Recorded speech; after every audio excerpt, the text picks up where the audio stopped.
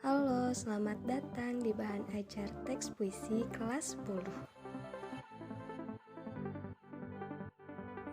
Yang pertama ada pengertian puisi.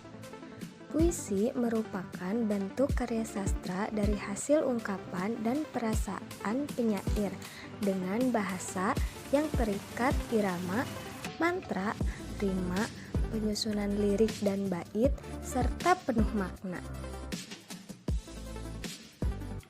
Lalu yang kedua ada jenis-jenis puisi. Jenis-jenis puisi terbagi menjadi dua. Yang pertama puisi lama dan yang kedua ada puisi baru.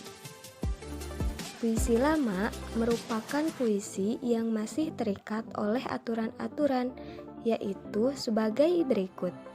Yang pertama ada jumlah kata dalam satu baris, lalu yang kedua ada jumlah baris dalam satu bait, yang ketiga ada persajakan atau rima, yang keempat banyak suku kata di tiap baris, dan yang kelima ada irama.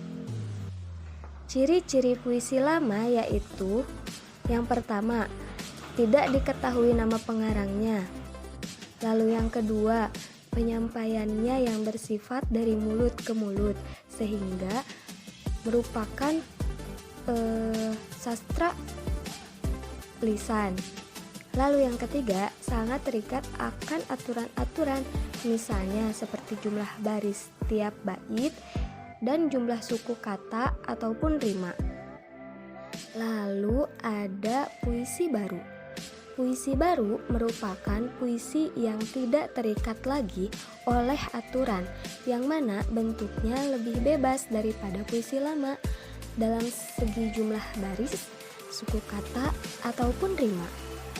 Ciri-ciri dari puisi baru yaitu yang pertama mempunyai bentuk yang rapi atau simetris, yang kedua persajakan akhir yang teratur, yang ketiga memakai pola sajak pantun dan syair walaupun dengan pola yang lain, yang keempat umumnya puisi 4 seuntai, yang kelima di setiap baris atasnya sebuah gantra atau kesatuan sintaksis, yang keenam di tiap gantranya terdiri dari 2 kata atau pada umumnya 4-5 suku kata.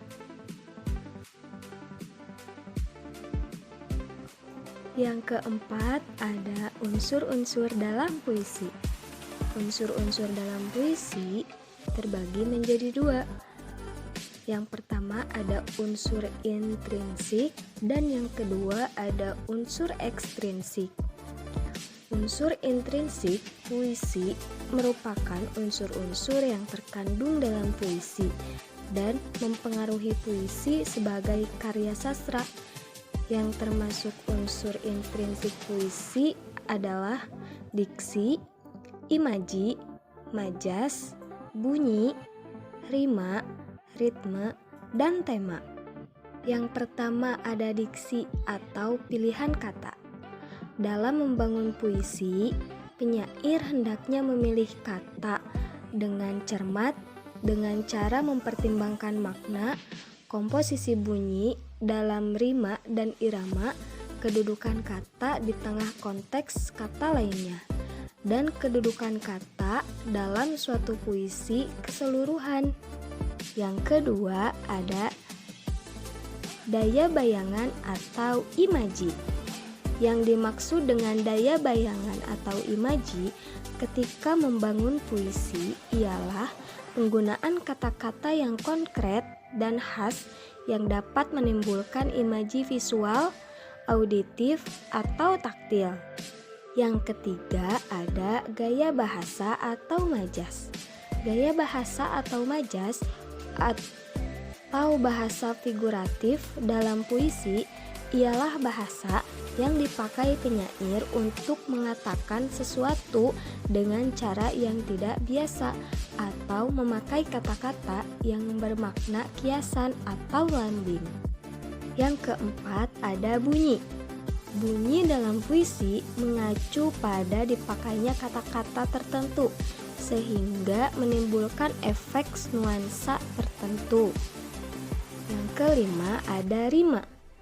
Rima ialah persamaan bunyi atau pengulangan bunyi dalam puisi yang bertujuan untuk menimbulkan efek keindahan.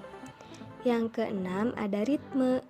Ritme dalam puisi adalah dinamika suara dalam puisi agar tidak dirasa monoton bagi penikmat puisi. Yang ketujuh ada tema. Tema dalam puisi ialah ide atau gagasan pokok yang ingin disampaikan oleh pengarang melalui puisinya. Yang kedua, unsur ekstrinsik. Unsur ekstrinsik puisi merupakan unsur-unsur yang berada di luar puisi dan mempengaruhi kehadiran puisi sebagai karya seni. Adapun yang termasuk dalam unsur ekstrinsik puisi ialah aspek historis, psikologis, filsafat, dan religius.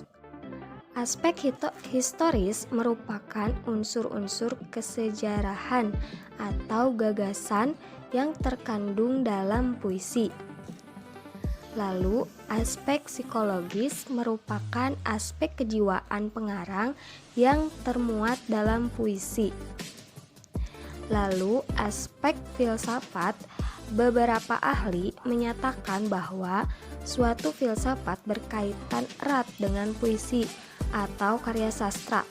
Keseluruhan dalam beberapa ahli lainnya menyatakan bahwa filsafat dan karya sastra dalam hal ini puisi tidak saling terkait satu sama lain. Lalu, aspek religius dalam puisi mengacu pada tema yang umum dianggap.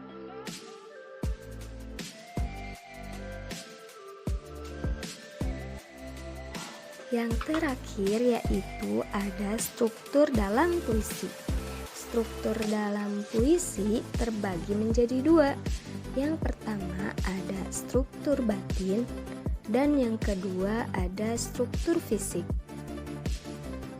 Struktur batin puisi bisa disebut juga sebagai hakikat suatu puisi yang terdiri dari beberapa hal, seperti yang pertama, tema atau makna.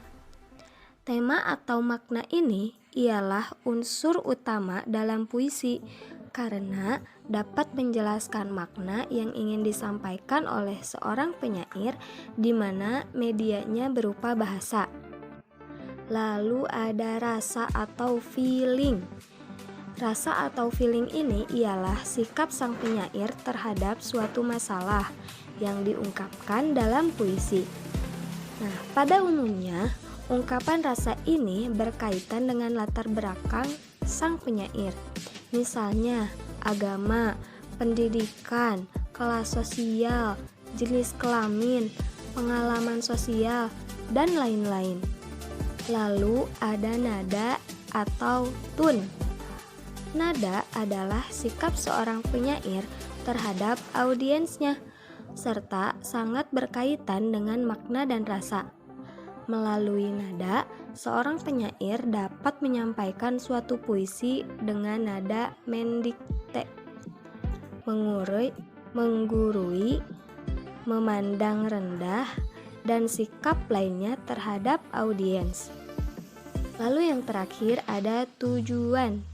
Tujuan atau maksud amanat ialah suatu pesan yang ingin disampaikan oleh sang penyair kepada audiensnya.